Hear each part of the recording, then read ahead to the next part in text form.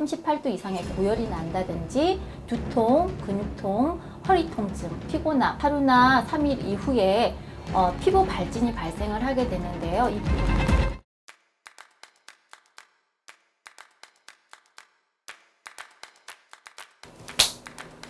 네, 선생님 안녕하세요. 안녕하세요. 네, 선생님 소개 한 번만 부탁드리겠습니다. 네, 안녕하세요. 하나이비인후과 병원 내과 전문의 이영미입니다. 선생님 저희 이렇게 하나이비인후과 병원 채널에 이제 첫 촬영으로 출연해 주셨어요. 네. 어떻게 소감이 어떠실까요? 뭐 카메라 앞에 뭐 몇 번 서보기는 했는데 항상 이렇게 익숙치 않습니다. 환자들에게는 좀 편안하게 그리고 뭐 편안한 단어를 설명할 수 있겠는데 카메라 앞에 서면 카메라 울렁증이 있어가지고 잘 편집해 주시리라고 생각하고 열심히 한번 해보겠습니다. 좀 더 우리 하나이비인후과 병원을 애원하시는 분들, 우리 유튜브를 보시는 분들이 좀 더 정확한 정보를 잘 얻어가셨으면 합니다. 네, 선생님 오늘 제가 준비한 컨텐츠는 저번 달이죠. 6월 22일 날 국내 첫 원숭이 두창 환자가 네. 확진이 나왔습니다. 그래서 제가 준비했습니다. 의사가 알려주는 네. 질병 이야기, 바로 원숭이 두창 특집입니다. 네. 네, 일단 원숭이 두창은 원숭이 두창 바이러스, 멍키퍽스 바이러스라고 하는 바이러스에 감염이 돼서 발생하는 인수 공통 감염병이고 급성 발열과 피부 발진을 특징으로 하는 감염성 질환입니다. 원숭이 두창 바이러스는 원래 아프리카의 열대 우림에 사는 원숭이나 쥐와 같은 설치류에서 발견되는 바이러스였는데요. 1958년 덴마크 실험실 원숭이에서 사람 두창과 비슷한 증상을 보이는 질병이 발생했고 그래서 원숭이 두창으로 이름이 붙여졌습니다. 사람에게서는 1970년도에 그 아프리카의 콩고의 지역에서 첫 환자가 발생을 했고 그 이후로 한 50년 정도 올해까지 아프리카, 중앙아프리카나 서아프리카 어느 일부 국가에서 산발적으로 발생했던 풍토병이었는데요.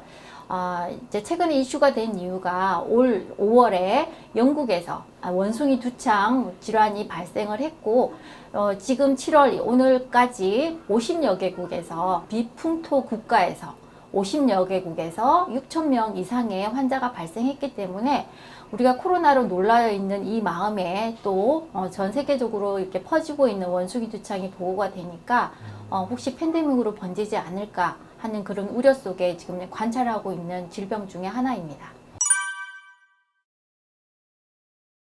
네, 일단 감염이 되면 잠복기를 거칩니다. 잠복기가 상당히 긴 질환 중에 하나인데요. 잠복기가 5일에서 최장 21일 정도까지 잠복기가 되는데 평균 1, 2주 정도라고 생각하시면 됩니다.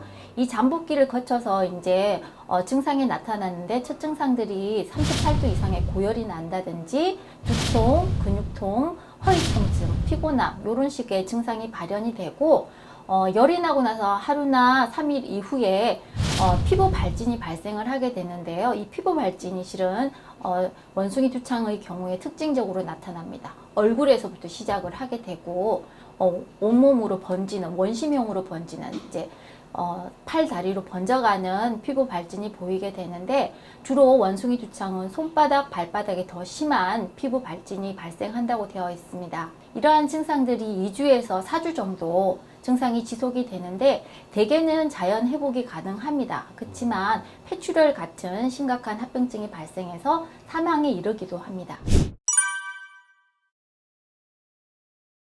네, 당연히 차이가 있습니다. 천연두는 이제 사람 두창이라고 얘기를 하고 두창 바이러스, 스몰퍽스 바이러스로 인해서 감염이 되는 질환인데요. 혹시 마마라고 들어보셨습니까? 호환마마보다. 예. 네, 그 마마가 천연두, 사람 두창 다 같은 말인데요. 일단 천연두, 사람 두창은 20세기에 우리 전 세계 인구의 한 5억 명 정도를 사망케 한 강력한 전파력을 가진 치명률을 높은 전염성 질환이었는데요.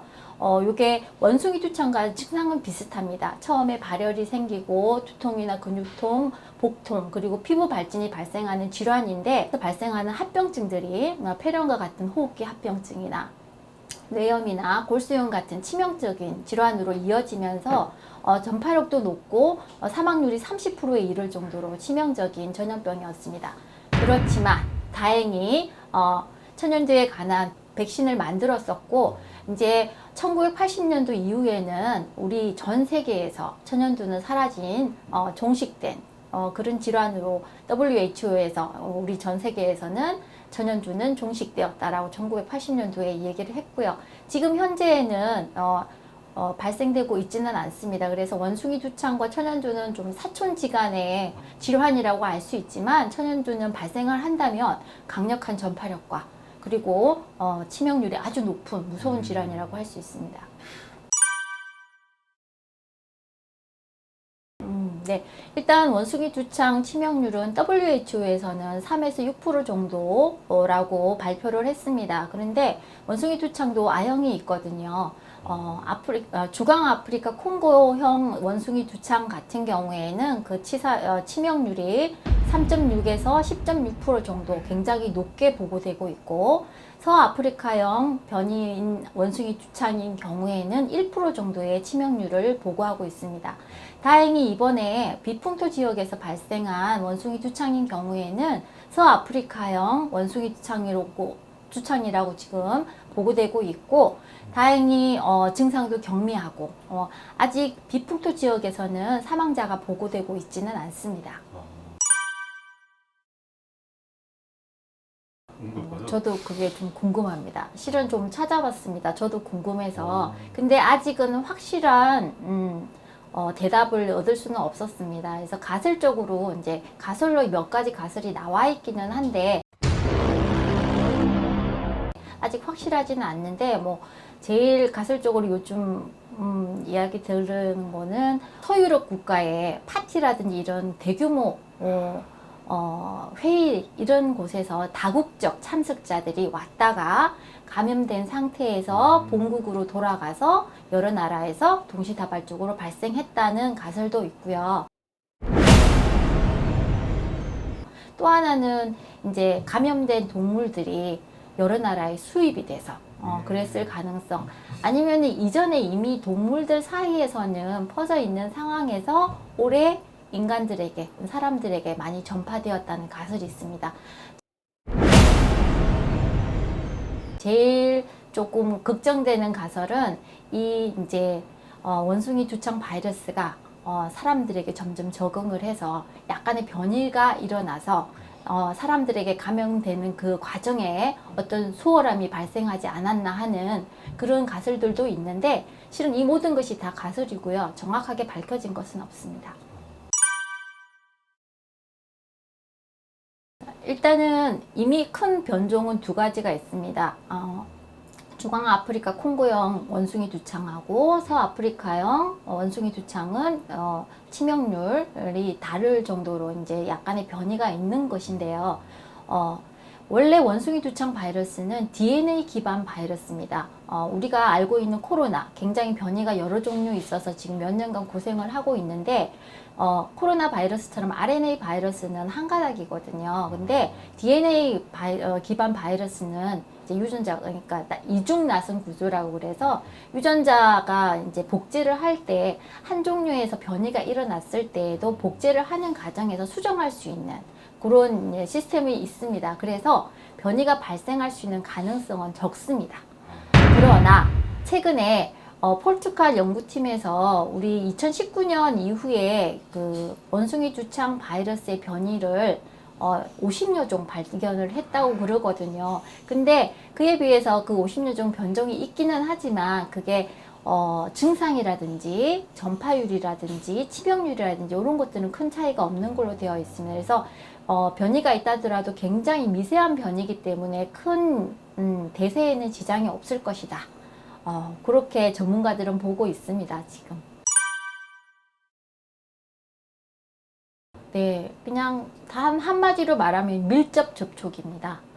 원숭이 두창 바이러스가 감염되어 있는 동물이나 사람의 체액이라든지 혈액이라든지 그리고 피부 병변 그리고 점막에 있는 병변이들이 사람들한테 이제 직간접적으로 접촉이 되었을 때 전파될 수 있고, 또 하나는 코나 이제 구강이라든지 인후라든지 폐포에 있던 것들이 감염 비말, 그러니까 감염된 비말이 다른 사람들에게 옮겨졌을 때 감염될 수 있으며, 또한 감염된 물질들, 그 체액이라든지 피부 병변들이 묻어 있는 매개체들이 이제 다른 사람들과 접촉을 했을 때 감염될 수 있고요.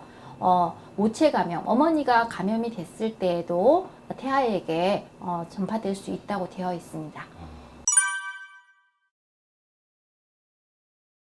성관계로 전파될 수 있냐라고 물으시면 네, 맞습니다. 성관계로 전파될 수 있습니다. 근데 아까도 말했지만 밀접 접촉이라는 그 과정 자체가 전파될 수 있는 제일 주 경로이기 때문에 성관계 자체가 밀접 접촉이라 그렇게 판단하시면 될 것 같습니다. 이번에 원숭이 두창이 실은 특징이 뭐냐면은 20대에서 50대의 남성 위주로 많이 생겼고, 그리고 그 많은 부분이 성소수자들이 이제 포함되어 있습니다. 그래서 특정 성별이나 그러면 아니면은 특정 성 취향에 따라서 그리고 성관계에 따라서 많이 전파하지 않나, 주 전파 경로가 아닌가, 지금 연구진들도 굉장히 많이 연구를 했는데 결론적으로는 과학적으로 증명할 수는 없다라고 했습니다. 그래서 앞에서 얘기했듯이 밀접 접촉에 관한 한 일환으로 성관계도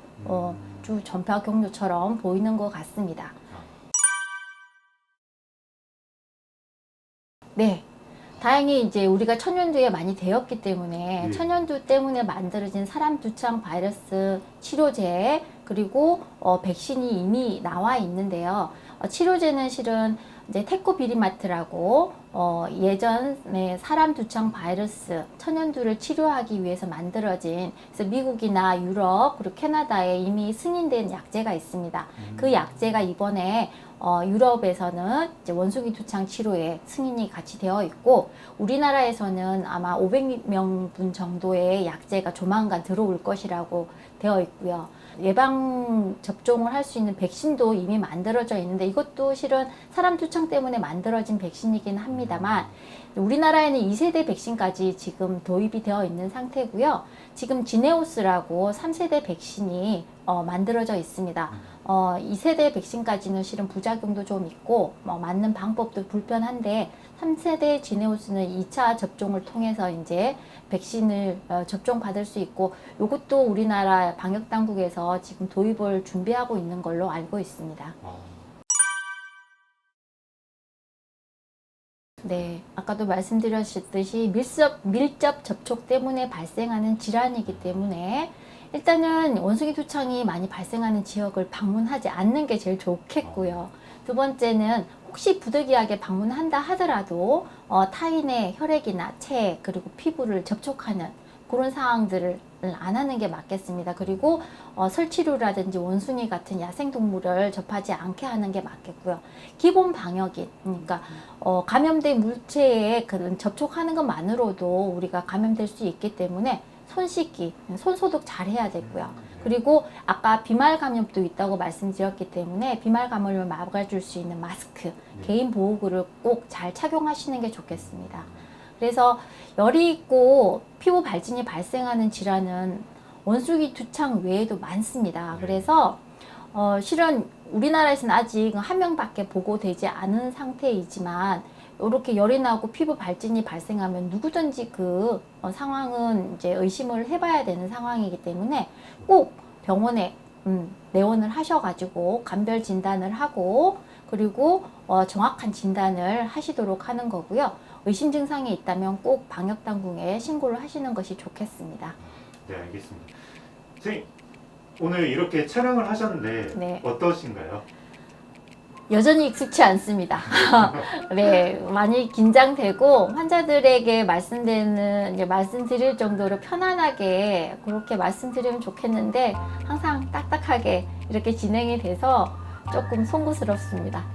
오늘 이렇게 촬영해 주셔서 너무 감사드립니다. 네, 감사합니다. 네.